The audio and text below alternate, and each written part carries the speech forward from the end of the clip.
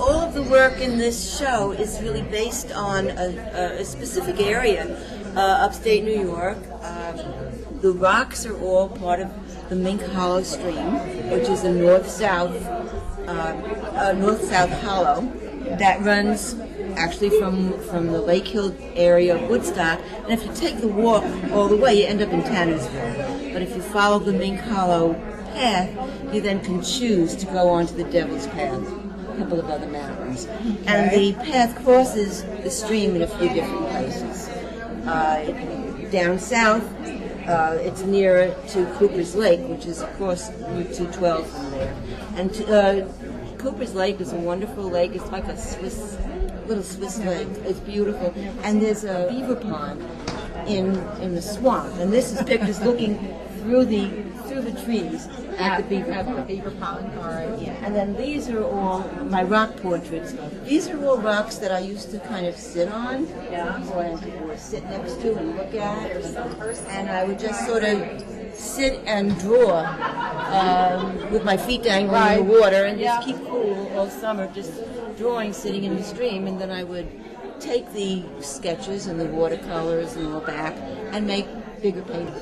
So they're all kind of abstract versions, perhaps, or simplified, close-ups of just really sitting in the stream and looking at the rocks. Transcendent almost.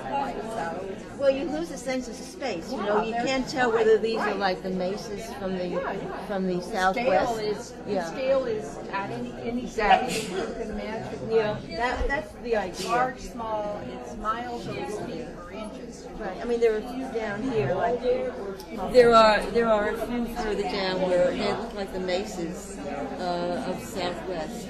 And when you're sitting there, you can look down and visualize that. So that's what you're actually, that's your vision then. Yeah. And Your also personal vision.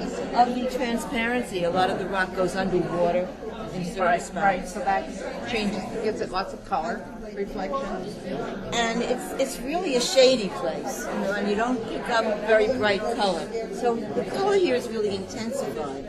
There's a lot of mineral in the rocks, so the rocks turn bluish and wine color, but it's kind of gray blue and gray wine. I've just really exaggerated what I do see there, and just But to I make can it feel more vibrant. I can feel the water all over the place, and then the sun on it too. This is kind of just looking in the stream and keeping cool. And this is this diptych is, I guess, the only one in the show that's kind of at more of a distance. The others are more close up. I agree with you. Which Right, is there's a really big what I shift like. here. This one's more scale. It's more like real life scale. I mean, when you look at it. Yeah. And these And are it's just fun to really looking close in.